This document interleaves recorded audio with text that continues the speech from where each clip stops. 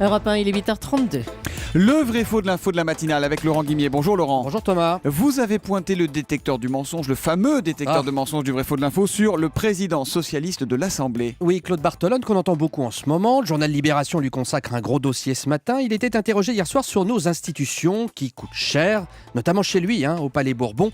A-t-on vraiment besoin de 577 députés pour nous représenter, nous les Français? Réponse de M. Barthelone sur BFM TV hier soir. Aujourd'hui, le nombre est écrit dans la Constitution. Et moi, je vous dis, pas de tabou. Pas de tabou. On peut revenir au nombre qui existait en 81. C'est-à-dire C'était, si ma mémoire ne me trompe pas, 453. Alors, pas de tabou, est-ce que la mémoire de Claude Barthelone le trompe? Autrement dit, est-ce qu'il n'y avait que 453 députés en 1981 contre 577 aujourd'hui, Laurent? Vrai ou faux? C'est faux. Alors, il a eu la modestie de le dire à l'avance. Sa mémoire l'a trompé.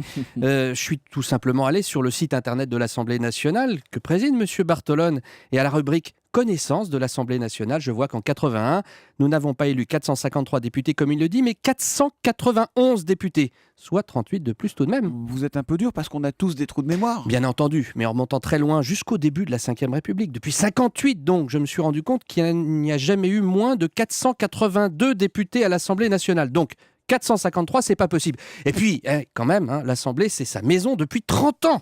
Tellement que la première fois qu'il a été élu au Palais Bourbon, c'était justement en 81, avec 490 autres collègues donc. Cela dit, si on prend Claude Barthelone au mot, avec 453 députés contre 577, on ferait de belles économies, j'imagine. Et on se mettrait au même niveau que l'Allemagne. J'ai calculé le rapport entre le nombre de députés et le nombre d'électeurs par pays. En France, il y a un député pour 78 000 électeurs.